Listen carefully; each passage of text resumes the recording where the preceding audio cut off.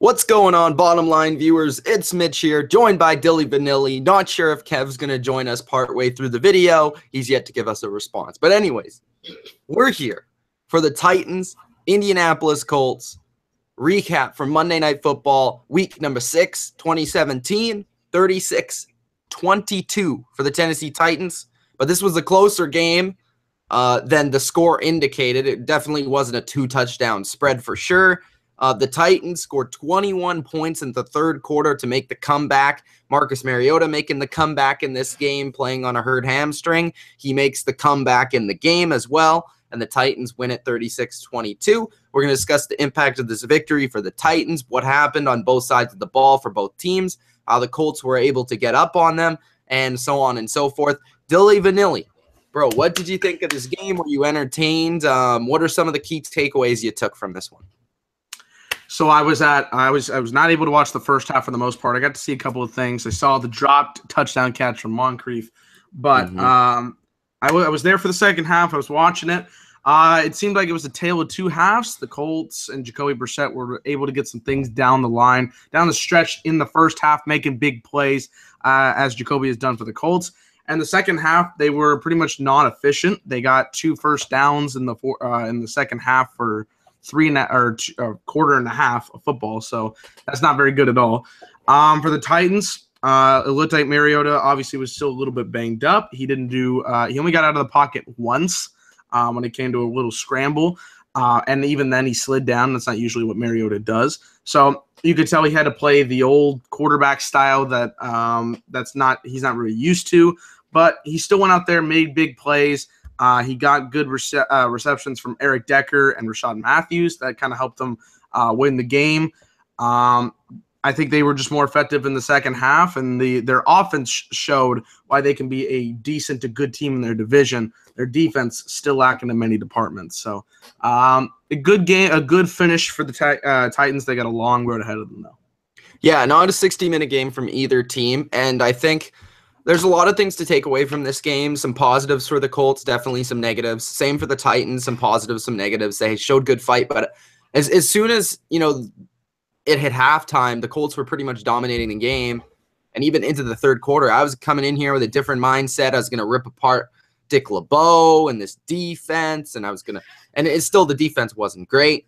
But at the same time, I thought, the genius of Dick LeBeau kind of came through in the fact that, no, in my opinion, he hasn't had a good defense in probably 5+ years, but he's still able to make those adjustments, especially against young quarterbacks like Jacoby, where he's able to get his defense off the field and get his offense back on the field. That was a huge key at halftime. The Titans switched a few things. They started to blitz more. They send more pressure. They were just executing better, and the Titans defense played a better second half, which allowed their offense to score those points and come back. So definitely that was one of the things that I was coming in, I was going to rip them apart for.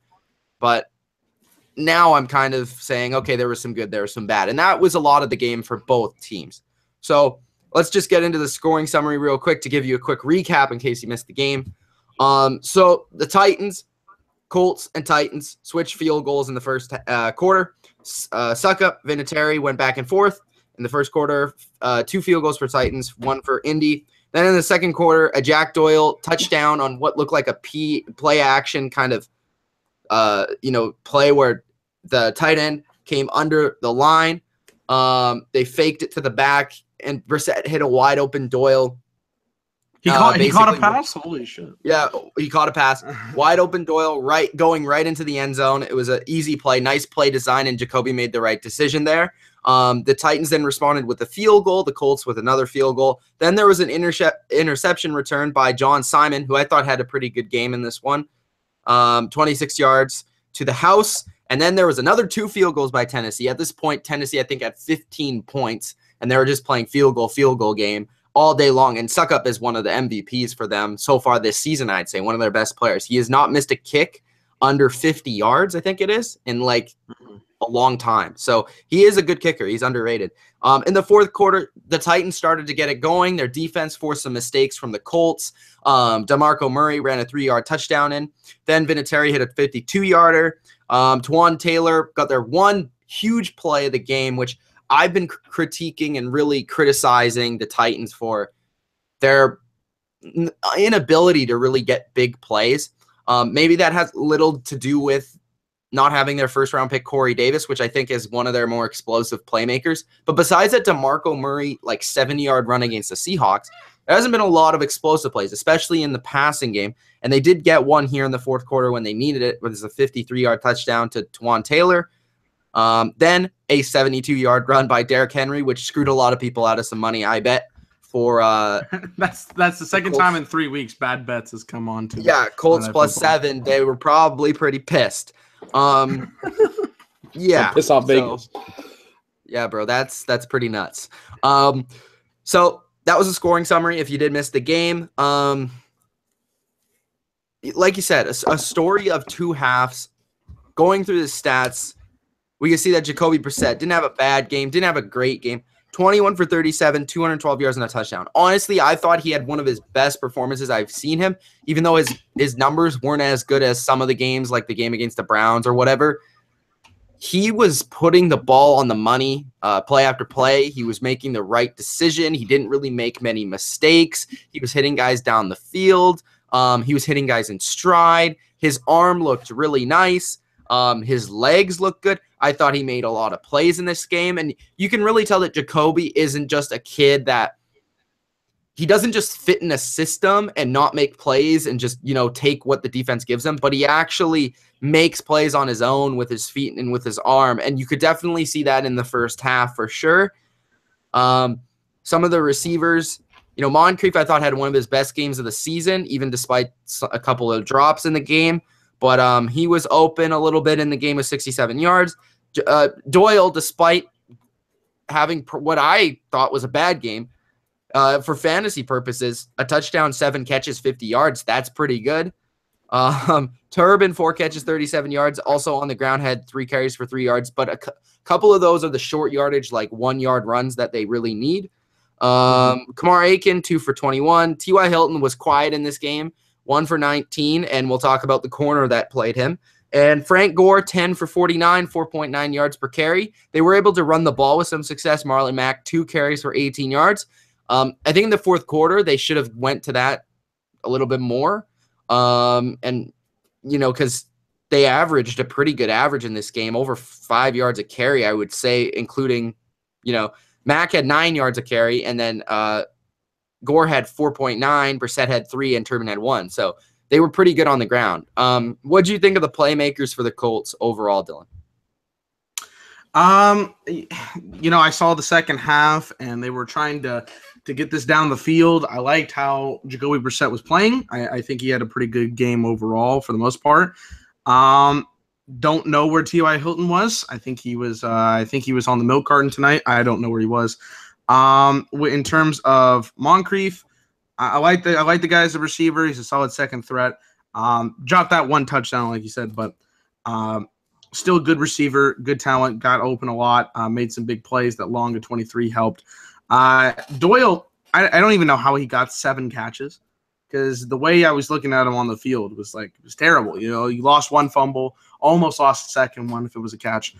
But the Colts, they seem to have some kind of fire to them. They try to make big plays, and I think that big part of that is their quarterback, Brissett. He has that energy that they give to him, and he's a different kind of setup than Andrew Luck. Andrew Luck is more of the, all right, we got a job to do. Let's get out here. We got a game plan, and he's kind of strict and down forward with it. With Brissett, he's got a little more energy to him. He's got a little more enthusiasm to his game, and even though there's some moments where he doesn't make the best pass possible, he still goes out there and puts on a pretty decent performance.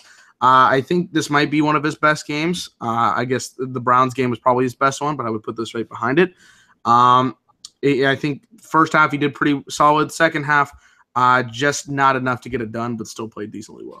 And they still moved the ball in the second half. There was a couple of things that happened in that second half where they had chances to score. They continued to move the ball down the field, and the Titans kind of bend but don't break and made the plays at the right time on defense, but the Colts kind of screwed it up themselves. And the bad teams will be bad teams. That's kind of what happens. Jack Doyle's going to drop a pass. Moncrief going to drop a pass. They're going to fumble. Something's going to happen in this game where something's going to go wrong for the Colts because they're just not a good team. I really don't think that either of these teams are very good. I would say that the Titans are average, and I would say when Andrew Luck comes back, which is supposed to be in a couple of weeks to answer someone's question, yes, he can lift his arm. He's been practicing. It should be in November when he comes back, so probably in 2 to 3 weeks. I think the Colts are an average team.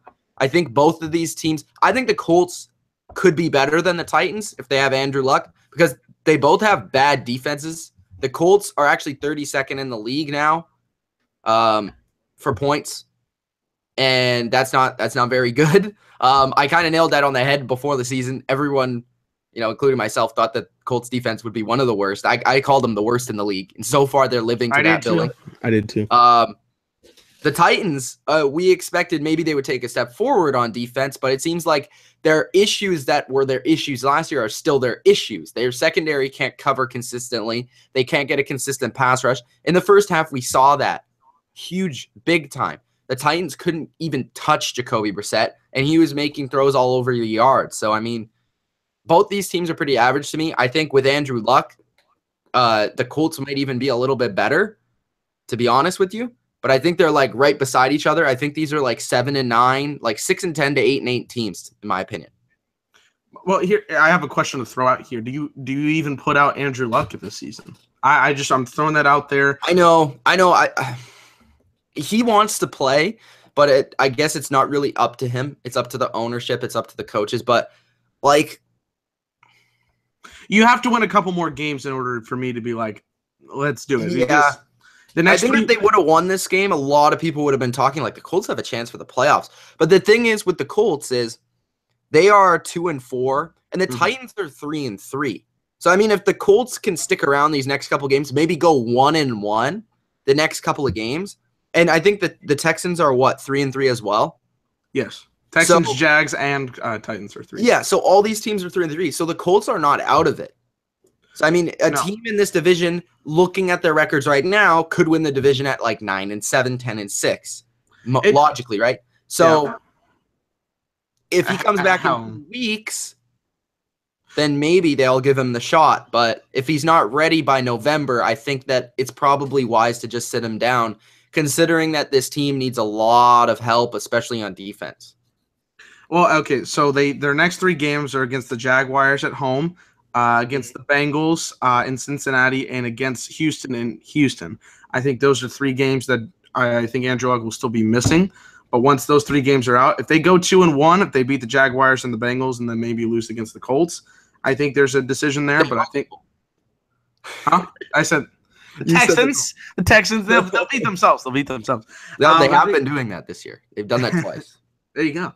So if they beat 2 of those 3 teams, I think – maybe you consider Andrew Luck putting in, but if they go 1-2 or worse, I think you just go with Jacoby for the rest of the season. Maybe you get some trade value out of him. Yeah, that's another thing. So even though it seems like they really like him, so I mean, with Andrew Luck's history, I wouldn't trade him personally. Unless if I get like a really good something. Unless he is something special and he continues to improve and play better, then he's obviously going to want to go somewhere as well. I think he also has 1 year on his I think maybe next year is his last year of his contract, but like he's going to have to be signed. Mm-hmm. And the Colts, if Luck is good and healthy by next year or whatever, and he's back, he's the starter, he's still Andrew Luck, then they won't really need him anymore, and then they won't have to sign him or whatever, and they might decide to trade him during the year or in the offseason. Right. But we'll see. As for the Titans, Marcus Mariota, 23 for 32, 306 yards, touchdown, interception, was sacked 1 time. I thought he had an okay game. In the fourth quarter, he was a lot better. Definitely was playing hurt. He couldn't use that mobility, and they kind of took away that part of their offense, which definitely hurts them because their offense is built around the exotic smash mouth, which has to do with all the read options and the zone read plays and the play actions and the boots and all that stuff. So that's Marcus Mariota's game. And when you take that away, he's not the best pocket passer. He's okay. In my opinion, we were having this conversation on Twitter, and I feel like Dylan disagrees with me, but I think Marcus Mariota is an average quarterback at this point. I think people are still waiting for him to explode, and it hasn't really happened yet. I think he's still around that 16 range in quarterbacks in the league. I think he was even playing a lot better last year. I understand he's been injured, but I feel like he was playing better last year with what many would consider less on offense. So I'm not sure if we could really say that this guy has really taken that step to become a top 10, top even 15 maybe quarterback in this league. I don't know about top 10. I would probably rank him 13 to 14. I'm not saying he's a top tier quarterback yet. I think in some ways it's still the Winston Mariota thing. They got to figure out their issues. They got to figure out their things. Still injured, I think, is a key right now. But I think it was weird. I was looking at all the teams and where I would rank the quarterbacks. I was actually looking at on the Sunday Night Football recap last night. If you guys want to check that out, go check it out. But I was somebody asked me where would I put Carson Wentz if he's a top 10 quarterback. So I was like, do you want me to answer that question? Do you think I'm going to guess you're going to say yes? For sure. Okay. For sure. I think he's top 5 right now. Top 5. Damn. Well, I was looking at especially with Aaron Rodgers out. He's top 5. I was looking at all the teams. I'm like, man, okay, so there's about 3 I can definitely put on the list. And then I'm questioning. I'm like, well, going over recent performance, let's discuss the top 10 quarterbacks, right? So, Brady. Okay. Are we not including Rodgers? No, you can't. We can't include him. Okay. So, Brady, you look at the AFC East, I would say no one else would make the top 10. Nope. You go to the North. The AFC North, I would say no one on there makes the list. Sorry, Big Ben fans. No AFC South, I think you have to consider Deshaun Watson in that conversation. Yep. AFC West, certainly Alex Smith. I think you could put Phillip Rivers in that conversation.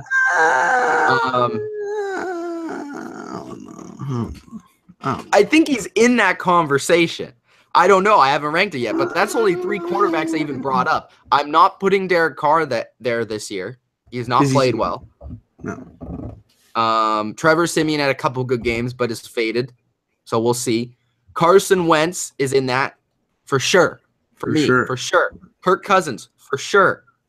I think Dak is in there. Thank you. I was about to say, if you don't put Dak on the list. Okay. So there's 3 in the East. All right. Stafford. There you go. Okay, so how many 7. is that? That's 7? That's 7 okay. For sure. Okay, Cam, I would put, personally, from this year. Drew Brees, I would put. Nice. I don't know about Matt Ryan. He struggled. I don't think he's in there. I want to put Russell Wilson, but it's tough. Oh, how many is that? That's 9 we have for sure. So who do you think has been playing the best football out of the quarterbacks you said you maybe would put in there? Is it between who? Phillip Rivers, Matt Ryan, and Russell Wilson? I'd have to check the stats. That's close, but I would say Rivers personally. Okay, out of those 3, I'd probably say Rivers, only because Russell has had like 1 really good game, and then the rest have been like mediocre. Matt Ryan's looked like shit this year, and Phillip, he tries. he does stuff for his team. Let me see. What was last week's? Okay, so Matt Ryan, 6 touchdowns, 6 interceptions. He's not top 10 this year. I was looking at. Yeah, I saw that stat right before this game. There was 1 game where he threw 4 Rivers threw 4 interceptions. I think he's putting up close to Eli Manning stats. That's what Rivers is doing, but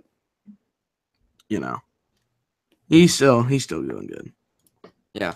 Do we have any questions in the chat? In the chat, let's look at the chat. First thing is tighten up from Katana. Mr. Donald Trump. Tighten up your fantasy team. It stinks. It's garbage. Only because you don't know when people are out. Aaron Rodgers injury, Packs go 7-9. That's what Mr. Donald Trump said.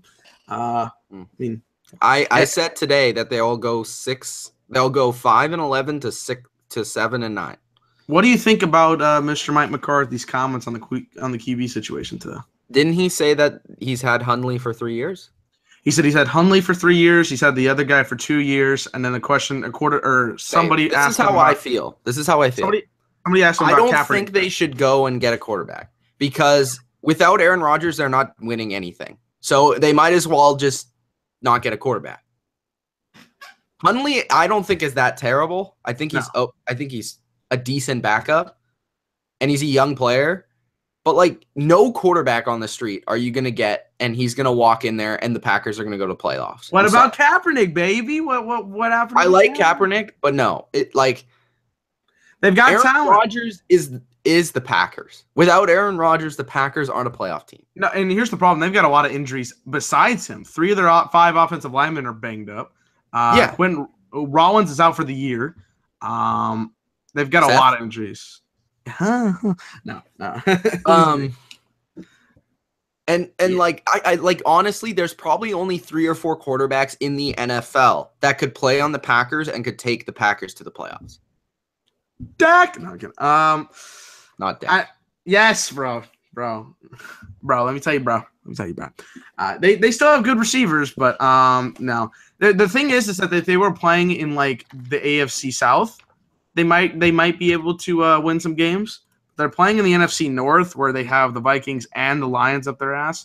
And guys, stop with the Romo. Leave him alone. He's great at broadcasting. Romo! And by the way, he's not going to come back. He already said if he's going to leave. He said if he leaves, they're just going to sign Peyton Manning, and Peyton Manning's going to take his job. So he's not going to leave. I don't want to hear Peyton Manning on commentary. I love Peyton Manning, but I don't want to hear this man. He's like the Joe Buck equivalent. Oh my! Like Joe Buck could like see a 90-yard rushing touchdown. Why wouldn't you like Peyton Manning? I don't think he's exciting as a talker. I don't know. Really? I think he's funny.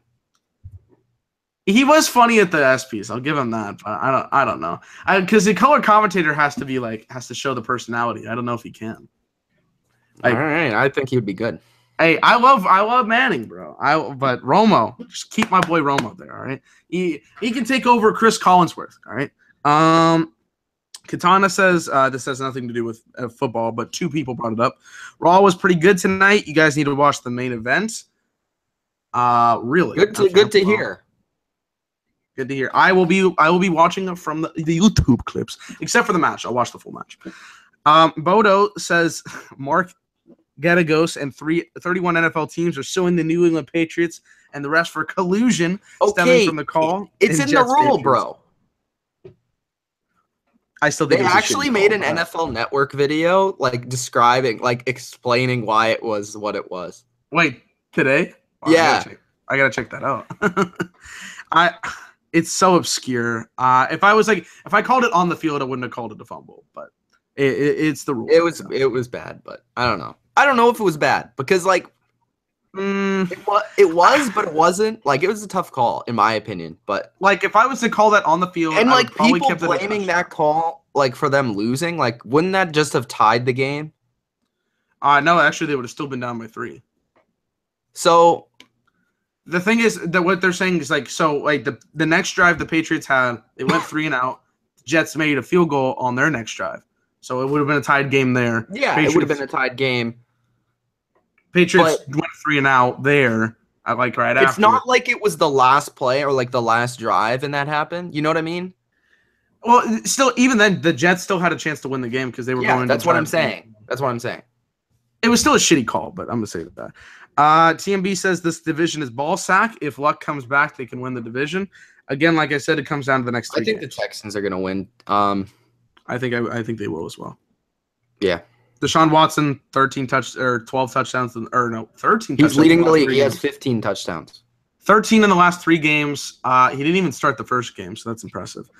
Trump says Jags are legit, fam. Their defenses, I will still never give credit. Well, they lost to the Rams. Are they really legit? Hey, I'll never give credit to Mr. Blakey Bortles, even if I'm paid. And I didn't get the chance to talk about that game, but again, Sean McVay. The reason why they won that game is Sean McVay. I asked earlier this season, are they legit?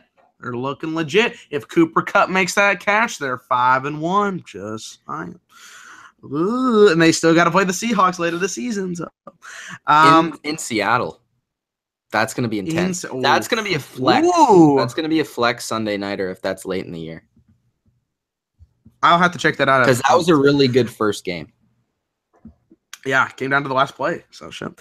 Bodo says you could put luck in there because you probably still have a chance to win the division. That's what he's saying for. So he's agreeing with him. Bortles is going to Bort at some point this season. He's going to be him. He's going to be himself, and they'll fuck it up. Trump says, well, they only pass the ball 15 times. It's only so many plays you can fuck up. It's Bortles. He'll find a way to fuck it up.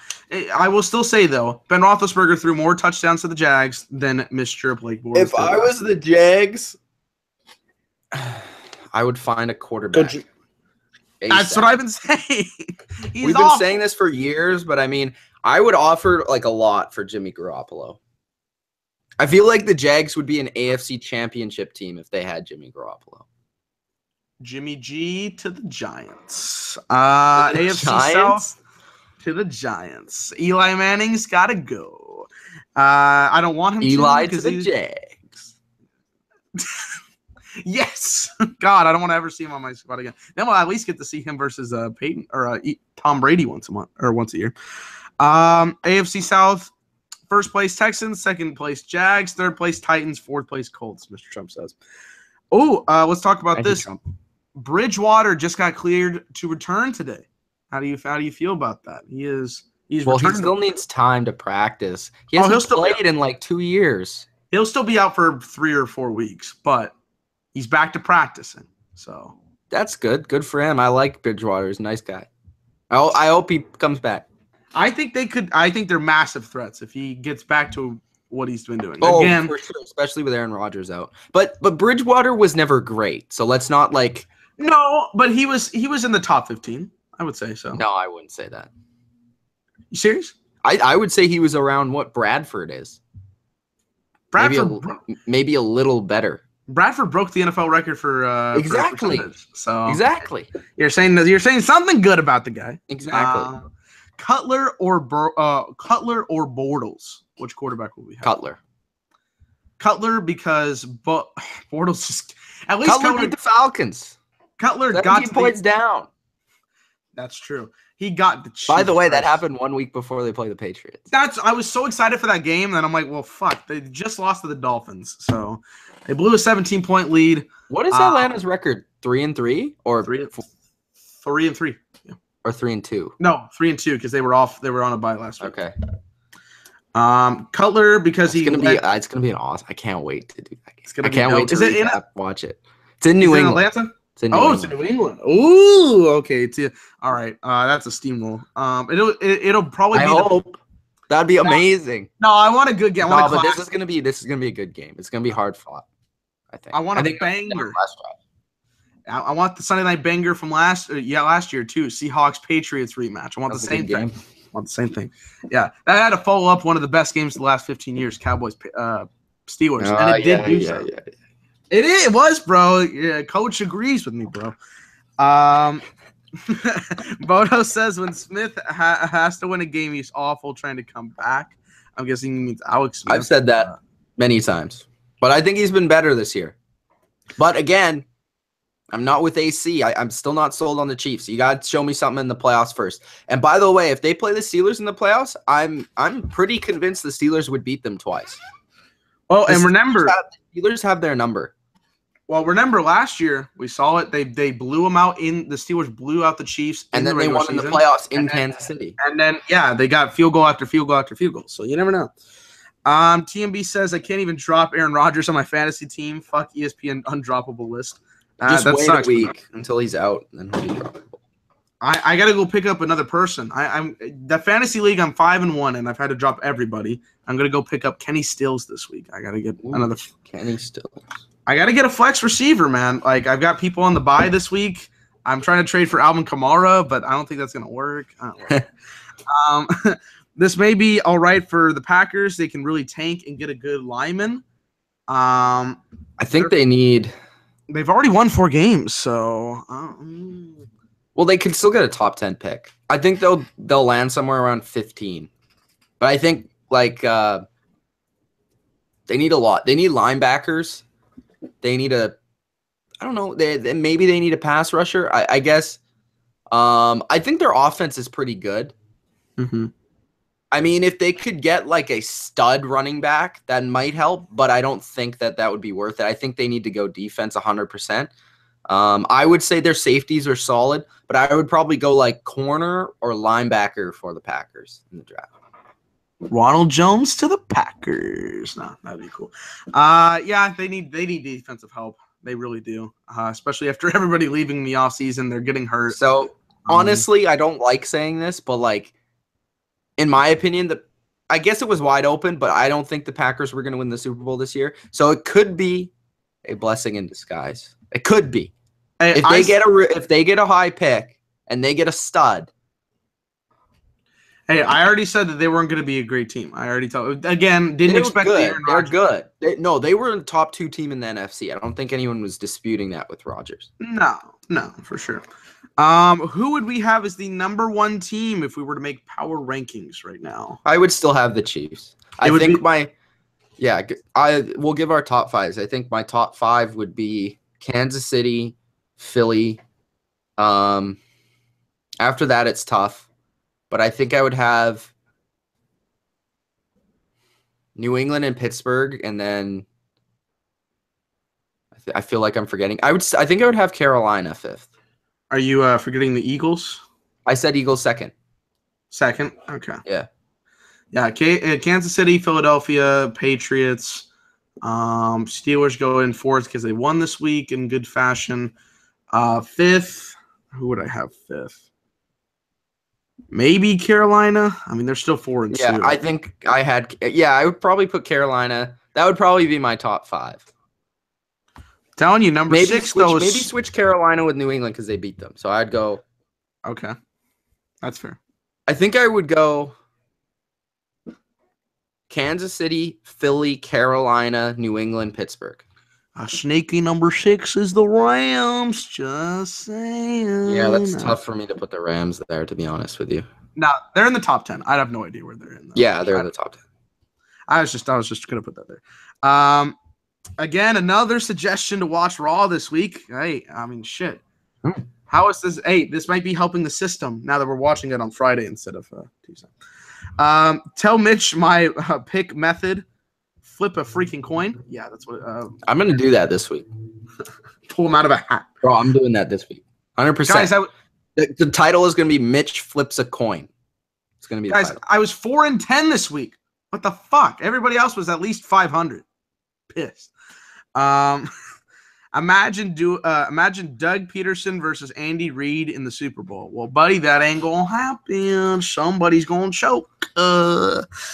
I'm sorry. I know AC's not here, so this is kind of a low blow, but I feel like this team's primed to be good in the regular season and then lose the first game of the playoffs. I don't believe in either of these teams. They're 1-2 for me right now, but I don't believe them winning the Super Bowl. Like the Eagles are the Dallas Cowboys of last year. That's just how I feel. Just how I feel. They'll be really good. They'll have a really great record. At the same time, I feel like the NFL is so bad this year that it's wide open that I don't know who's going to win. So I feel like I feel like when we get to playoffs, some of these teams will be a lot better. Hopefully, I'm praying. Because hopefully, hopefully, especially my Patriots. Hopefully, they're better. They're still winning games. They're winning games. Not convincingly. But Duron Harmon did say that he's pissed off that they're 4-2. As he should be. As he should be. With this team, I had lowest ceiling was 12-4, and now they're already halfway there on the losses. Yeah, you never know. They might still go 14-2. They're already halfway there. Huge game this week. We're doing a recap. Patriots are up. They're favored 3.5 this week. That's a good spread. I'm not going to bet on them. No, because I'm stopping that right now. But you're done in the. I'm done with the Patriots bets. I feel like they play better when I don't bet on them. So I'm not going to bet on them. Couple interesting spreads this week. Let's go over these some week because I'm just looking here. I really like the Kansas City one. I already put money on that. I think it's only 3 points for Kansas City. That's a great spread. Chargers 2 on the spread this week. -2? -2 on the spread. Ooh. So that is an interesting game. It's in LA, which also means it's in Denver. I was like, wait, yeah, you're right. They're playing at a freaking soccer stadium. I don't understand. Like, well, the Eagles game was literally in Philadelphia. Like, it was ridiculous. I'm like, you guys had a home game. How did you beat the system? Buffalo's favored 3 against the Buccaneers. I think the Bills, at first glance, will win that. Panthers are favored by 3 against the Bears. Only 3, only a field goal. Yeah, the Bears are playing better. I think those teams match up well. I think that'll be a good game, but I expect the Panthers to win. That'll be interesting. Saints are favored by 6 on the spread this week against the Packers. I think the Saints are going to blow them out. They might just do that with their offense. Go check out the 2017. I just don't think that Hundley will be able to keep up. I don't think so either, even with their shitty defense. Let's see here. Jacksonville's currently favored 3.5 against the Colts. Just looking for some interesting ones here. Dolphins favored 3 against the Jets. Don't know about those. Is that in New York? That is in Miami. Okay, that makes sense. We talked about the Patriots one. The Jets did blow them out, though. Yeah, that's for sure. And then Redskins, Eagles. Eagles are favored by 5 in that game. So that game's gonna. I think the Redskins might win that game. Could be a because the Eagles won the first game. Yeah. So usually they're very close teams. So I think the Redskins are also a big sleeper team right now. I really like the Redskins. I think the like we said, the Saints are a sleeper team too. I think Vegas is figuring out their issues because the highest spread this week is 6. So they're just like, well, you don't know which team is good. You don't know who's good. That's what I'm saying. We don't know which team is saying. Yeah. We got a couple more questions and we'll head out. Will we ever do another live Q&A? Yeah. When do you want it? Let's do it. I love those the Q&A last time was fun. Send your questions if you have any questions. Send your questions. If they're Q&A-ish questions. Either in the chat in the next couple minutes or in my last video, you guys can put that in there. Are the Saints legit? I still don't think anybody's beating the Patriots in the playoffs. Well, that's Tyler Jones there. He doesn't think they're beating them? No, he doesn't say he doesn't think anybody will beat the Patriots in the playoffs. I'm with you right now, but it's just because even though the Patriots don't look good, it's just the league is so bad that I believe that they're just gonna get better as the year goes on. And with Brady and Belichick, I still favor them over everyone. But we'll see. We will see. TMB says I'm taking a few weeks off from placing bets. This party shit sucks. Yeah. Shit sucks. Yeah. It's hard. It's hard. I had a shitty week. I didn't win one bet this week. Good thing I did not bet on. This is a Q&A question, but it's not a Q&A question. Will the Jets go 13-3? No. They might go 9-7. They might. That's bonkers. That's absolutely bonkers. 9-7. Considering I had them going 1-15, but they get 9 wins. I don't know how because but they're playing good. So they defy physics, is what I'm saying. I don't understand. Yeah, they defy all logic because they don't really have a lot of talent. But all right, we got a Q&A question I've saved from Sam. I bet on the Steelers. That's the only one I've got, bro. I'm telling you, it's not easy being a bettor. I don't bet for a reason. Although I want to get into it, but not this season. No, don't do it. I'll bet on at least for the playoffs because that's fun, especially if the Cowboys aren't in, so it makes it more interesting. I'll bet on basketball. How about that? That should be I guess that's more predictable. Yeah, but technically any team could win any game. But that's the thing, because it's 82 games, it's more impossible. 16 games, you got a lot more the thing. And then baseball, I don't know how fools can predict baseball. It's 162 games. How's that even? I'd never bet on it. I actually won money on the Penguins in hockey the other day. So good job there. All right, are we done? Last comment, and then we'll be done. The only safe bet is against the Browns. Hell's yeah. That is true. I actually should do that every week. Just bet against the Browns. It's a good idea. Just make sure you get the money. Yeah, the paper. All right. Thank you guys for joining us here for the Titans Colts game recap. Hope you enjoyed. If you did, hit that like button, subscribe to the channel, and check out Dilly's last video. Are the Saints legit? Tomorrow we'll have a weekly recap, like we always do, most of the time at least. Then on Wednesday, we will be doing our live predictions. Thursday, we have Thursday Night Football. Friday, we have the betting show, usually with me and AC. It could be on Saturday. It depends. And also Stardom and Sid'em. And you know how the schedule goes. I just laid it out. So if you're into the NFL and you're not already subscribed, subscribe. And if you're subscribed, tell your friends to subscribe. All right. Yeah. Peace. Peace.